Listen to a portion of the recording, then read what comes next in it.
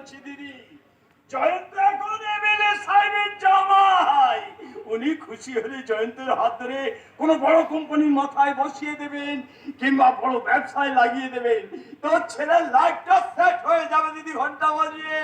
সে তো হতেই পারে, কিন্তু আমি তো একটা মেয়ে মানুষ, লেখাপড়া জানি না, কোথায় যাব কিভাবে কথা বলবো। আচ্ছা আচ্ছা, ঠিক আছে ঠিক আছে, আমি না হয় একদিন চলে যাবো ঘন্টা বাজিয়ে। তারপর বেআই মশাইয়ের মাথায় টুপি পরিয়ে তোদের দুই পরিবারের নেটওয়ার্কটা ফিট করে দেবো ঘন্টা বাজিয়ে। মামা, আবার কার ঘন্টা বাজানোর প্রোগ্রাম শুরু করতে চাইছো? আরে এসো এসো ভাগ্নে, সেই ভোরবেলা বেরিয়ে এতক্ষণে ঘরে ফিরলি। তা কোথায় গিয়েছিলি ঘন্টা বাজিয়ে? আমরা টাউনের হোটেলে গিয়েছিলাম, মুনলাইট হোটেল। মুনলাইট হোটেল, ওই বাপরে বাপ, সে তো বিরাট বড় হোটেল। হ্যাঁ, ওখানে একটা ঘর ভাড়া নিয়ে সারাদিন খুব মস্তি করলাম, খাওয়া দাওয়া করলাম, আরো কত কি। আমি তো মনের আনন্দে আরাম করে শুধু স্নান করেছি, একবার তো সুইমিং পুলে, একবার তো 5 স্টার বাথরুমে। খুব ভালো করেছে বৌমা, এখানে তো কদিন হলো গায়ে মাথায় 2-4 মগ জল ঢেলেই স্নান সারতে হয়েছে। অত বড় হোটেলের ঘর ভাড়ার টাকাটা কে দিল? আমি কোথা থেকে দেবো? মিতা আমাকে নিয়ে গেছে, ওই সব খরচা করেছে। হ্যাঁ মামা, বাবা আমাকে 2টো ক্রেডিট কার্ড করে দিয়েছিল, ওই কার্ডেই বিল পেমেন্ট করে দিয়েছি। তারপর সন্ধ্যাবেলা ওদের বল রুমে একটা বিরাট পার্টি হলো, বুঝলে মামা? মিতার সব বন্ধু বান্ধবরা এসেছিল, নাচ গান খাওয়া দাওয়া, what a fabulous and fantastic party! আমি জীবনে প্রথম এত এনজয় করেছি। হ্যাঁ, সেটা তোমাদের দেখেই বুঝতে পারছি, মুখ দিয়ে ভুরভুর ভুরভুর করে গন্ধ বেরোচ্ছে। গন্ধ মানে কিসের গন্ধ? ককটেল পার্টি, মানে বিড়িতে মদের গন্ধ। মদ? তোরা মদ খেয়েছিস শান্ত? না না না না না, মানে মানে পার্টিতে ওর বন্ধু বান্ধবরা জোর করে একটু খাইয়ে দিয়েছে, ওই জাস্ট 1 or 2 sip, মানে 2-1 চুমুক। মা, ওই 2-1 চুমুকেই আমার দিদির ঘন্টা বেজে গেছে। পারবে না, এবারের কোনো মানুষ কোনোদিন মদ খাওয়ার কথা ভাবতেই পারে না। আপনাদের যুগটা এখন বদলে গেছে মা, আজকের মডার্ন সোসাইটির শিক্ষিত মানুষরা কেউ মদ খায় না, ড্রিঙ্ক করে, ড্রিঙ্ক। কিন্তু আমাদের পাড়ায় শিক্ষিত মানুষের কোনো অভাব নেই, তারা নেশা করাকে কেউ সমর্থন করে না, বরং ঘেন্না করে, ঘেন্না। আমাদের এখানকার কথা বাদ দাও মা, মিতা বলছে হাই সোসাইটির কথা। এইসব পার্টিতে গেলে কত বড় বড় মানুষের সঙ্গে আলাপ হয়, বন্ধুত্ব হয়, নিজের গণ্ডির বাইরে বেরিয়ে একটা বিরাট বড় পৃথিবীর পরিচয় পাওয়া যায়। হ্যাঁ, তখন মানুষের কমিউনিকেশন অর্থাৎ যোগাযোগটা বাড়ে, চাকরি, ব্যবসা, পড়াশোনা সব সুযোগ একদম হাতের মুঠোয় চলে আসে। তাই বলে ন্যায় নীতি ভদ্রতা সভ্যতা বলে তো একটা কথা আছে নাকি? আপনি পুরনো যুগের চশমা চোখে দিয়ে আজকের পৃথিবীটা দেখতে চাইছেন মা। যুগটা কিন্তু বদলে গেছে, এইবার আপনার চশমার পাওয়ারটা বদলাতেই হবে। কিন্তু তুমি নতুন বউ হয়ে এইরকম প্যান্ট পরে বাইরে যাবে?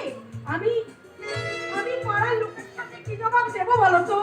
পাড়ার লোক তো আপনাদের খেতে পড়তে দেয় না মা, আমরা কি খাবো, কি পোশাক পরবো সেটা পাড়ার লোক নয়, আমরাই ঠিক করবো। তাছাড়া মিতা একজন আধুনিক মেয়ে, ও কি পড়বে, কিভাবে চলাফেরা করবে সেটা ঠিক করার স্বাধীনতা ওর নিশ্চয়ই আছে। হ্যাঁ মা, ওই বিয়ে হয়ে যাওয়া মানে এক গলা ঘোমটা দিয়ে বাড়িতে বসে থাকতে হবে, এইসব ব্যাগ ডেটের ভাবনা চিন্তা এবার ছাড়ুন।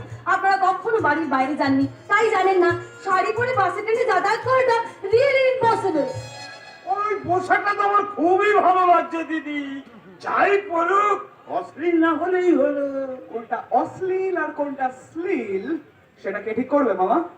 আমাদের চোখে যেটা অশ্লীল, হাই সোসাইটির চোখে সেটাই হয়তো খুব স্বাভাবিক ব্যাপার।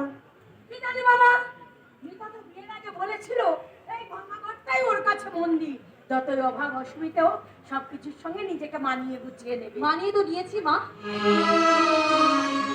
আপনাদের সঙ্গে উঠছি বসছি, কিন্তু এর মানে তো এই নয় যে নিজের অভ্যাস, বংশ, মর্যাদা সবকিছুকে বিসর্জন দিতে হবে। কিন্তু এইভাবে হোটেলে গিয়ে আর কতদিন স্নান সারবে?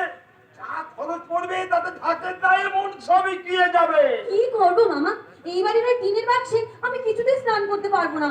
ইট পাতা মেজে শ্যাম্পু সাবান রাখার কোনো জায়গা নেই, ওই একটা মাগ আর এক বালতি জল। সেই জলটাও আবার আমাকেই বালতি করে পুকুর থেকে তুলে নিয়ে আসতে হয়। জয়ন্ত, এর জন্য আমি দায়ী। মিতার মতন মেয়ে যে আমাদের বাথরুম ব্যবহার করতে পারবে না সেটা আমি ভুলেই দিয়েছিলাম, না হলে তোদের বিয়ের আগে ঠিক আমি একটা পাকা বাথরুম বানিয়ে দিতাম। এই না হলে আমার দিদির মতো কথা না, দিদি নই, সবাই আমাকে রাজু বলে ডাকে, তুইও তাই ডাকি। আমি তোদের সকলের বন্ধু, কেমন? দেখছো মিতা, এই হচ্ছে রাজি, আমাদের জন্য সবকিছু করবে, কিন্তু কোনোদিন কোনো জুলুম করবে না, গার্জিয়ানি ফলাবে না। আসলে কি হয়েছে, তোর কলেজের ফির জন্য 1 লাখ টাকা বেরিয়ে গেল তো, তাই আর বাথরুমটা বানাতে পারলাম না। তবে তবে 2 মাসের মধ্যে ওটা পাকা হয়ে যাবে, আমি কথা দিলাম মিতা। তুই তুই লাই দিয়ে দিয়ে সবাই তো মাথায় তুলছিস। ঘরের বউ প্যান্ট পরে ঘুরে বেড়াচ্ছে, এরপর যেদিন বাড়িতেই পার্টি শুরু হবে সেই দিন আমি বৃন্দাবনের টিকিট কাটবো। বৃন্দাবন। মা যদি বৃন্দাবনে চলে যান, সবাই তো বলবে নতুন বউয়ের অত্যাচারে উনি ঘর ছেড়েছেন। কিন্তু মা তার নতুন বউকে নিজের মেয়ে বলে কতটা কাছে টেনেছেন সে কথা কেউ জানতে চাইবে না, কেউ না। মিতা, মিতা সব যাস না, আমার কথা শোন। দেখলি রাজি, পার্টিতে সামান্য একটু ড্রিঙ্ক করেছে বলে মা কত কথা বললো। ড্রিঙ্ক করাটাকে আমি এমন কিছু অপরাধ বলে মনে করি না, কিন্তু আবার সেটাকে জাহির করার মধ্যেও কোনো গৌরব নেই। কিন্তু মাকেও তো বুঝতে হবে, বাড়িতে একটা বাইরের মানুষ এসেছে। জ্ঞান হওয়ার পর থেকে যে পরিবেশে সে বড় হয়েছে, 3 দিনের মধ্যে সেই জীবনটাকে মুছে ফেলা কিছুতেই সম্ভব নয়, কিছুতেই না। এই হলো বাঙালি, এক একজনের এক এক মত। 10 জন বাঙালি কোনোদিন একমত হয়ে একই দিকে চলতে পারে না। না না না না না না না, পারে পারে। যখন মরা কাঁধে নিয়ে শ্মশানে যায়, একমাত্র তখনই সবাই একমত হয়ে একই পথে যায়, ঘন্টা বাজে। তাই আমিও ঠিকানা খুঁজতে খুঁজতে ঠিক তোমার বাড়িতে চলে এলাম, মিস কি জানো? হ্যাঁ, বদ্রীনাথের বউ। এই সেরেছে, তুমি আবার এখানে এসে হাজির হয়েছো। কেন আসবো না বলো তো? এই বদ্রীনাথের বউ আমার বিয়ের আসর থেকে কনেকে চুরি করে নিয়ে আসবে, আর আমি চোখের জলে বুক ভাসিয়ে বিধবা হয়ে বসে থাকবো। তা কি করবে? বিয়ে করার আগে ভালো করে খোঁজ খবর না করলে এই অবস্থাই হয়। না না ঠিক আছে, আমার বিয়েটা যখন ভেঙেই দিয়েছো, তখন নতুন করে বিয়ের ব্যবস্থাটাও তো তোমাকেই করতে হবে। আমি আমি কি করব? যাও, নিজে দেখে শুনে একটা পছন্দসই মেয়ের সঙ্গে প্রেম শুরু করো, যাও। সেই জন্যই তো এখানে এলাম। কি বললে? হ্যাঁ না মানে এলাম মানে তোমার সঙ্গে পরামর্শ করতে। তাহলে তুমি বরং এখানে একটা প্রেম ভালোবাসার ট্রেনিং সেন্টার খুলে ফেলো রাজি। আমি ভিতরে গিয়ে দিদির বৃন্দাবন যাওয়ার টিকিটটা ক্যান্সেল করার ব্যবস্থা করি। মামা, মামা, মামা, শোনো। আমার পক্ষে তোমাকে পরামর্শ দেওয়া সম্ভব নয়, কারণ জীবনে আজ পর্যন্ত আমি প্রেম ভালোবাসা নিয়ে ভাবনা চিন্তা করার সময় পাইনি। এই তার মানে আমার লাইফ ক্লিয়ার। কি বললে? বলছিলাম যে মানে তুমি তো খুবই সুন্দরী, চিন্তায় ভাবনায় খুবই আধুনিকা, তবু তোমার ওই ভালোবাসার ঘরটা এখনো খালি পড়ে আছে কেন? কারণ নিজেকে নিয়ে ভাবার সময় আমি কোনোদিনও পাইনি। ছেলেবেলায় বাবা মা মারা যাওয়ার পর এই বাড়িতেই আশ্রয় পেয়েছিলাম। জয়ন্তর বাবা মারা যাওয়ার পর ওর পড়াশুনোর সুযোগ করে দেওয়ার জন্য আমি লেখাপড়া ছেড়ে সেলাইয়ের কাজ শুরু করেছিলাম। অনেক কষ্ট করে একটা লেডিস টেলারিং শপ করেছি। লোকে আমাকে বলে দর্জি। বলুক না, বলুক বলুক বলুক। যারা সমস্ত কথা বলে না, তারা সারা জীবন শুধু বলেই যায়। মুকেশ আম্বানির বাবা ধীরুভাই আম্বানিও একসময় মুম্বাই রাস্তায় রাস্তায় মাথায় করে মুম্বাই চাদর ফেরি করে বেড়াতো।